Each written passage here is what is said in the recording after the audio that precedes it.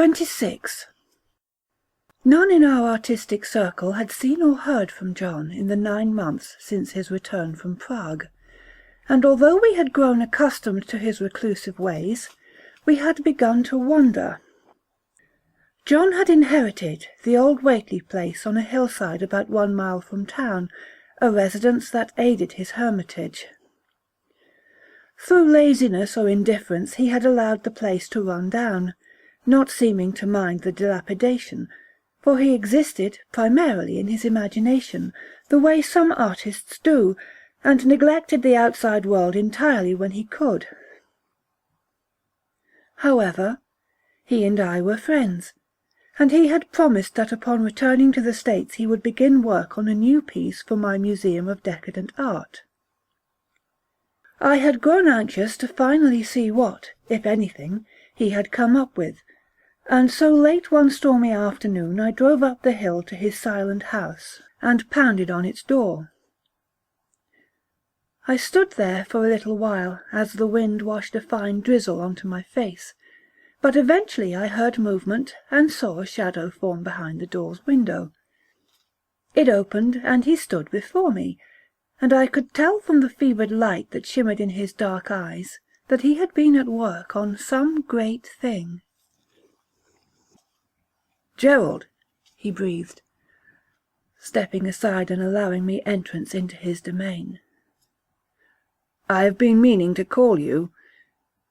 I have been labouring on the new project, and am fairly satisfied with what I've managed to do." The calm tone of his voice did not fool me. I knew when he was in the throes of artistic ecstasy.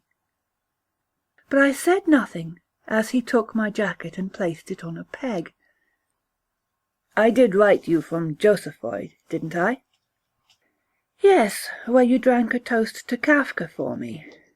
Your card, I suppose you were too preoccupied to write an actual letter, mentioned something that you had found, some interesting item. That was the last I've heard from you in this length of time." "Yes, I had found something inside a hidden alley shop. You know I have a talent for finding the lost and obscure haunts where one may stumble across some fabulous thing." "The kind of shop where you find your extraordinary books?" "Exactly. That's always been a handy ancestral attribute.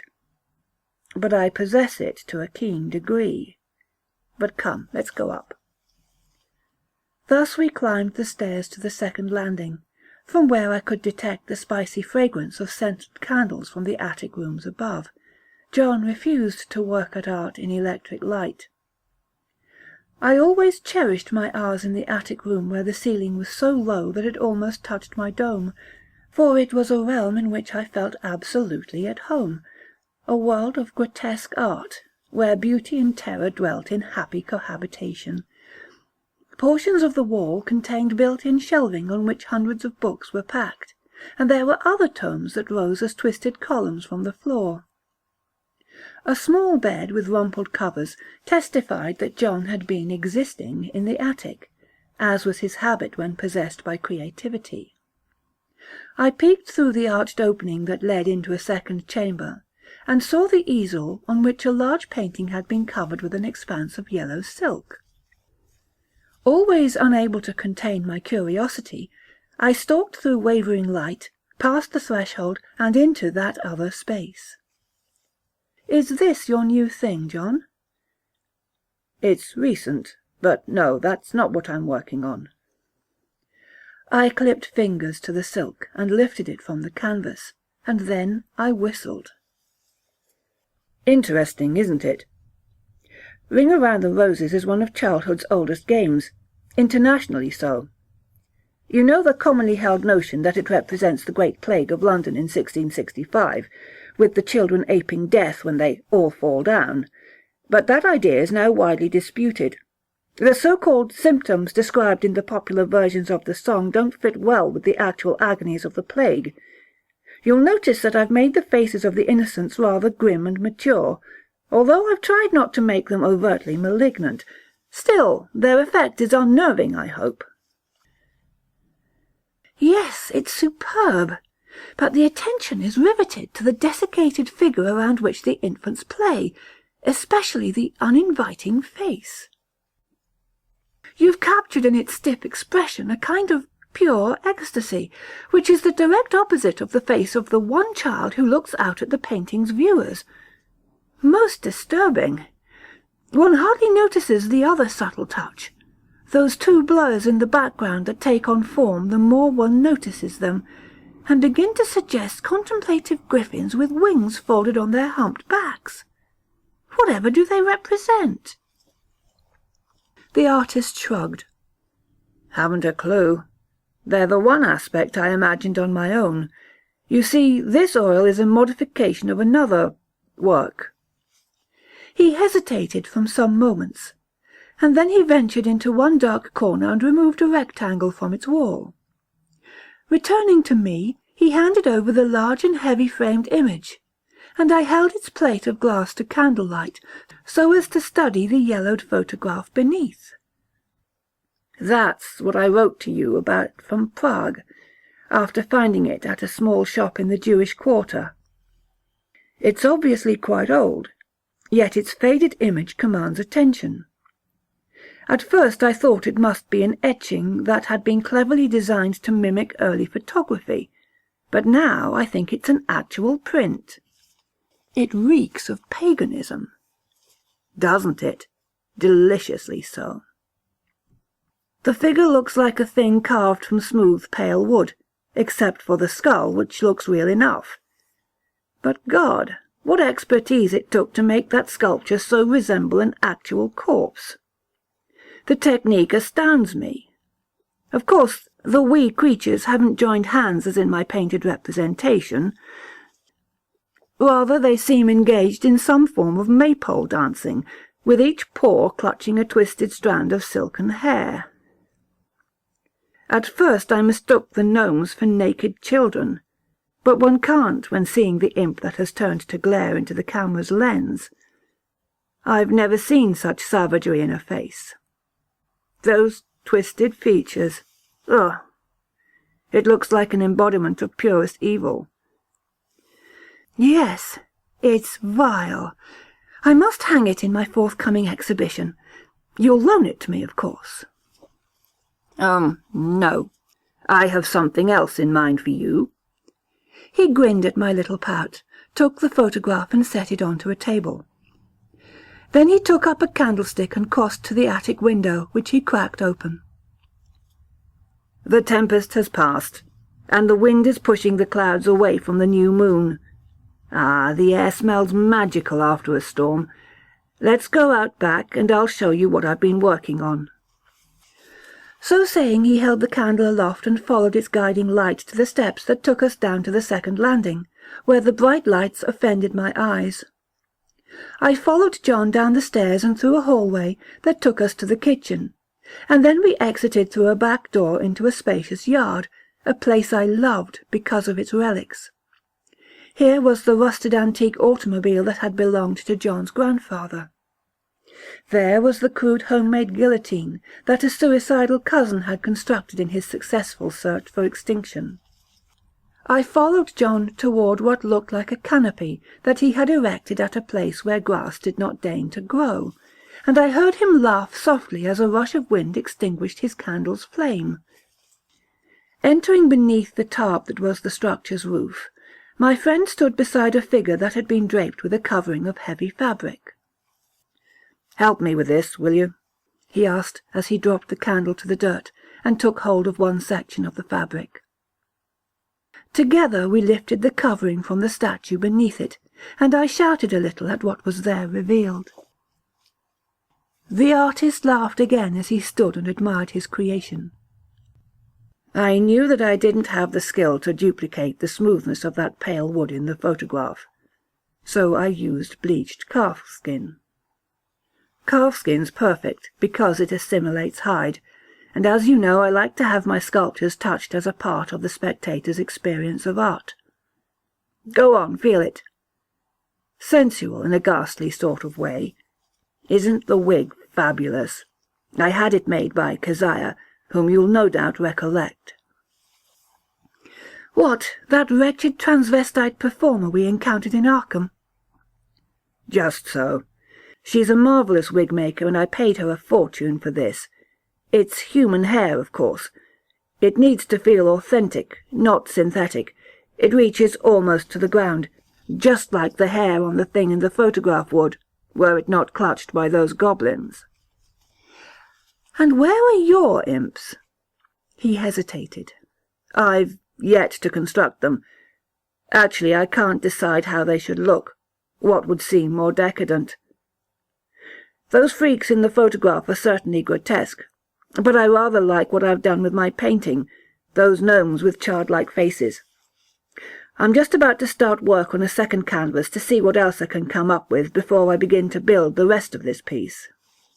He smoothed a hand over one artificial arm as I leaned nearer to examine the sculpture's skull, which looked odd in the lack of light. Bending low, I retrieved the candle and flicked my lighter to its wick. Bringing the flame near to the death's head, I examined its surface with my fingers. What the hell? Is this a mosaic of what? Bits of bone? Of course it is. The entire object had to be a construction of art. It took me a while to figure out where to find a deposit of bone fragments. But then I remembered when we drove through Dunwich, and you stopped so that we could climb that domed hill where that weird altar site was littered with fossils. You're saying that this skull is composed of bone fragments from Sentinel Hill? That explains its discoloration in places. Yes, some of the fragments were oddly charred or melted. Combined with others, they form a nice yet subtle chiaroscuro. A patch of cloud obscured moonlight, and I was glad to have the candle's feeble glow. Glancing at my friend, I noticed his playful expression in the eerie light. Reaching out, he clutched a rope of silky human hair. Smiling, I did likewise, and then I followed him as we circled the statue, dancing in the darkness to which we chanted. 3 weeks later, John's body was found in the backyard. Death had come as a small dagger that had been plunged into an eye socket. An acquaintance from the police force interviewed me, and told me more details than perhaps he should have. The only fingerprints on the weapon were John's own. I was shown a photograph of the dagger, but didn't recognize it as belonging to John's collection of occult ritual paraphernalia. John and I, one drunken evening, had decided to arrange to be each other's beneficiaries in case of death, but I was startled to discover he had made good on the joke. Thus I inherited his habitat and its contents, and I spent that first week after his death sleeping on the cot in his attic. My exhibition was now to be a memorial to my friend and his artistic genius. I had taken the eerie, yellowed photograph and hung it on the wall above the bed. God, what a delirious effect that had on my dreams! Going through his things in the attic rooms, I was slightly disconcerted to discover a folio of sketches that were studies of the evil gnome in the photograph. And yet I understood how such an image could engross a macabre artist, for the beast was like nothing one had ever experienced. Studying the sketches made me remember John's statue, which I hadn't looked upon because of its close proximity to his place of demise. Now I ached to be near it, to touch my fingers to the silky hide and woven hair, so I stalked down the steps, out of the house, into night. The high moon cast its silver glow on the ground, but could not penetrate the canvas that was the canopy's roof, and so I savagely uprooted the poles that held the structure up and let the lunar beams bathe the phantasm of flesh and bone and hair. Pressing my mouth to the thing's solid grin, I exhaled hot mortal breath into the cavity of bone, and then my hands clutched lengths of woven hair, as I danced idiotically around the statue, my eyes awash with moonlight. I whistled at the 2 puffs of curious black cloud that drifted near the moon, and then I dropped to my knees and wept.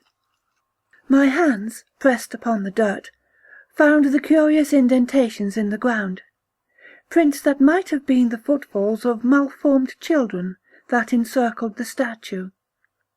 My mouth made love to a leather foot that was effectively secured to the platform that kept the figure erect, and as I reclined, I wrapped my arms around the creature's ankles, and succumbed to dreaming. Awakened by soft movement, I opened encrusted eyes and peered into the gulf of night.